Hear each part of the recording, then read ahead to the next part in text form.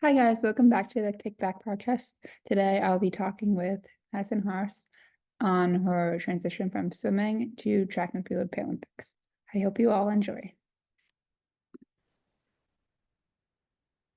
Hi everyone. I'm here with Madison, who's a Paralympic track and field athlete.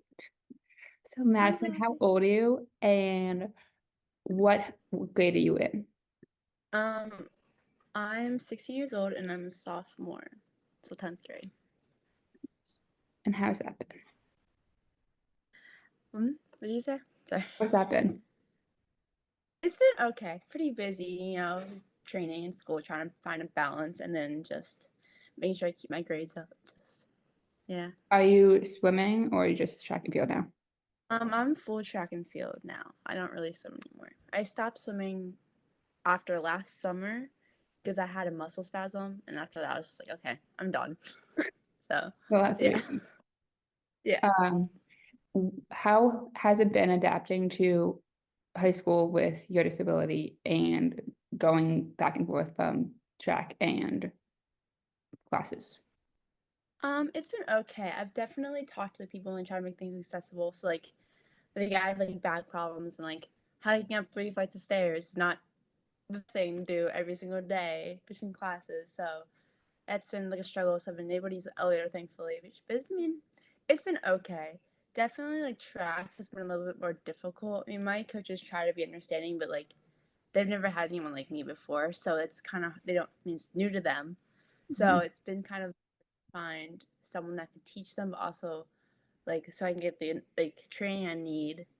But they've been really understanding and really like helping like push myself. So yeah. And then what is your typical day like for you? Do you train in the morning and then go to class and then train in the afternoon?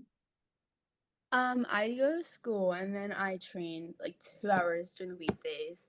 And sometimes I also do dance, so I also take dances 3 days a week.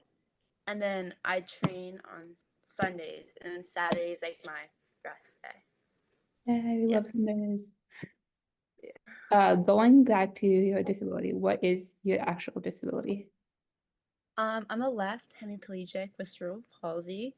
I had a stroke in utero, so that's like, you know. Twins. Yay! Do you have any aids to help you walk or anything like that? No, I do use a running brace, but besides that, no. Okay, nice. What is the worst and best part of having CP for you? The best part is definitely the community, finding people you can connect to. Like it's just such a wonderful community. It's so welcoming. It's so like, I mean, it feels like home. Like it just everyone's such a like so positive. So like, hey, let's be friends, and everyone's just so happy. But one of Mhm. the negative parts, I have to say, winters, they look kind of hurt sometimes. Like when your muscles get really tight, it's like, oh, it's a little hurting right now. Like I've had like really bad knots in my calf recently, and that's been a really big struggle because it like my braces it presses right where the knots have been. So Mhm. that's been hard because like they hurt really bad. What else? Just my wrist has been, but like it's just kind of like the normal CP stuff, just getting tight and trying to work it out, stretch, and yeah. Yeah, stretch is always the best Yeah. thing for us, even though we don't want to do it. Yeah.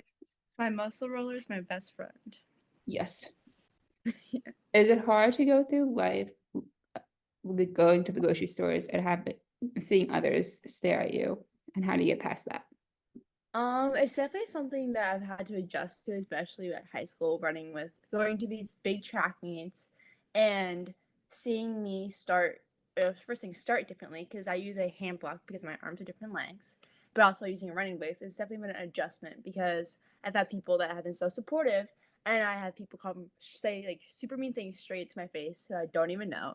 Probably won't see again, but still, it's just like the audacity people have is mind blowing sometimes, but it's definitely been an adjustment. I try to stay with people who make me comfortable, who make me feel happy, and not think about that because it's hard. Because if when you're the only one, there's nothing you can really connect to. Like that's why I love going to the doctor track meets because I'm surrounded by people who understand it, and I don't have to feel uncomfortable. I don't feel like I have to hide myself. Where I go to these high school track meets, I have to feel like I have to hide it as much as possible. I wear baggy clothing so I can hide my brace and hide my arm on my sleeve, and it's definitely been an adjustment. I try to just focus and I like what I'm here for. I'm focusing what I'm training for, and some people don't have the opportunities that like I have, and I have to be grateful for that and just focus on what I'm doing and why I'm like competing. But I mean, it's definitely something that has challenged me through middle school, but mainly high school. But Well, you're just gonna keep on yeah. gonna do it. Yeah. Uh, if you could go back in time, would you change having CP? Definitely not. I'm so like I mean, yes, it's definitely has just like not so great things, but it's really like I feel like it's really connected me to people. I mean, I have really close friends who have different disabilities, same disabilities, and I feel like it has brought me into this community that is so welcoming. I mean, like I said, it's just such a great community. I mean, the atmosphere is so like positive, and it's like I've had so many memories at meets and traveling, and it's just like it's so fun. Like I would never change having CP. I feel like it's really made me who I am. Okay.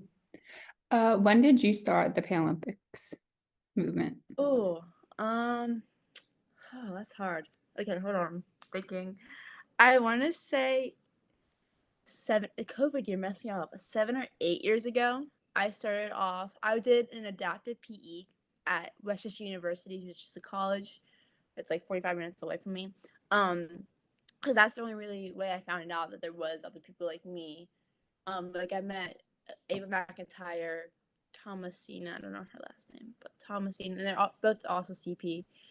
Um, but that's like where the first where I really connected with people because they both. I mean, I grew up where there's no one really. I didn't know anyone else in my community that had even had a disability.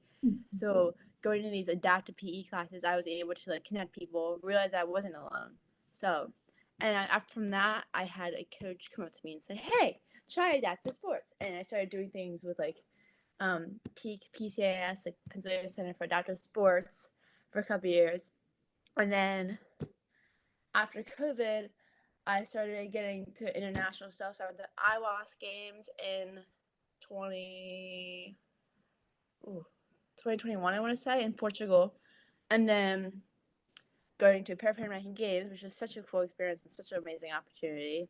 It's just like, I mean, it's been like a process and learning that I can't be hard on myself. You can't PR every single time because then you'd be so fast, but it's definitely something I'm so thankful to even have the opportunity to compete internationally and compete with this in the sport I love. Yeah. Going off of that, Yeah. when was your first track and field Paralympic meet? With Team USA, I Mhm. was national championships last year. Okay. That was my first Team USA meet. I've been in IWAS games. That was my first international meet before I competed with like Move United stuff, disabled Mhm. sports, adaptive sports stuff before it transitioned to Move United. So I did more like that stuff, and then I started doing it internationally and taking it to a higher level these past couple years. Nice. Are you more comfortable now joining the Paralympic movement with your disability? Definitely more comfortable because I realized like I think it took a while to realize that I'm not alone and I can't be mad at myself for the way that I am. So realizing like just talking to people that do understand what it's like, it's really helped me like not be so hard on myself. I feel like it's really like changed my perspective of having a disability and just like being more open minded about it. Yeah. What is your biggest accomplishment so far in the Paralympics? Definitely Pan American Games. I did not expect to make the team. I honestly applied for it, just be like, oh, let's do it. Because I mean, I mean, I'm the youngest one in my class that competes internationally right now. So I didn't. I mean, there's so many amazing athletes that I thought for sure, like, oh, they're gonna get it. I'm not gonna get it. They're so good. And then when I got the email, it was so unexpected because I had no clue. Like, I really had no, like, did not think I was gonna make the team. So that was definitely made me super excited. And just like, I mean, it was such a cool experience. I mean, there were so many amazing athletes from all around the country, and it was just so cool to be like a part of Team USA and wear the Team USA gear. And be like, oh, this is so cool because like it was a dream come true when getting that suitcase with full with Team USA stuff was just like, wow, this is so real. Oh my gosh. It was like, Mhm. it's mind blowing. Yeah, it really was. Yeah. How was that experience for you? It in was so fun. I want to go back. It was so total? much fun. It was definitely a learning experience. Taught me and definitely learned that I need to definitely push myself more. I did struggle with some asthma while I was there because of all the dust and stuff, but it definitely was a learning experience and made so many fun memories, met so many new amazing athletes. It was definitely something that, well, I will always remember and always cherish those memories. Yeah. And then for track, what's the classification like? Is it like the same thing like swimming or is it Yeah. different? Um, Track, there's way more classifications. So there's a CP, like a CP category, like 32 to 38, I want to say. So my classification is a T37, F37, so that means I have a hand and leg impairment. But and then there's like amputees, wheelchair racers, blind, or visually impaired, and it's just like definitely there's more classifications, which is I personally like a lot more because swimming was really hard. I mean, I was put in a class against Jessica Long. I mean, Yeah. she's amazing athlete, but also just like it wasn't that it was very unfair swim classifications, and that was definitely something that was a challenge. Nice. What are your future goals in the sport of track and field and in the Paralympics? My goal is to hopefully go to LA Games in 2028, so that's something I'm really striving for. But also just like hopefully get better at the 400. That's basically my main event. Get better at long jump. Long jump has been a struggle because my high school coach does not like to let me jump. He has me do approach stuff, so my approach is golden. But when I get to the sand pit, my jump, like my landing, is a mess. So that's been definitely a struggle because like I just came out from national championships not too long ago, and long jump didn't go as planned because, well, first thing, the measuring tape was all messed up. So the rest of everyone's like measures, which was so frustrating. But I had no, like, my landing was a mess. I haven't trained, practiced that because my coach doesn't let me jump. So that's something I definitely want to get better at. And then the four, hopefully getting like A standard. I mean, I was pretty close to getting close to B standard, but then I changed everything. So now we're pushing through. I still have I'm close-ish, but we're still gotta keep training and pushing. You can do it. Yeah. And then the last question I have for you is what do you want others to know about track and field, Paralympics, and Paralympics as a whole? Paralympics, don't be scared to try new things because or don't be like keep an open mind when you go to these meets. Be positive. Realize that you're in a community that everyone goes through almost the same struggles as you, and connect connect to people. If you're struggling with something, reach out to someone because I'm sure they went through or are going through the same thing as you. So definitely use your resources because they are there to help you and they will support you or connect with you. And it's just really making sure that you feel comfortable in your with your body and not feeling like you have to hide your disability because you're embarrassed of it. Right on. Yeah. Well, thank you so much, Madison. This was amazing. Thank you.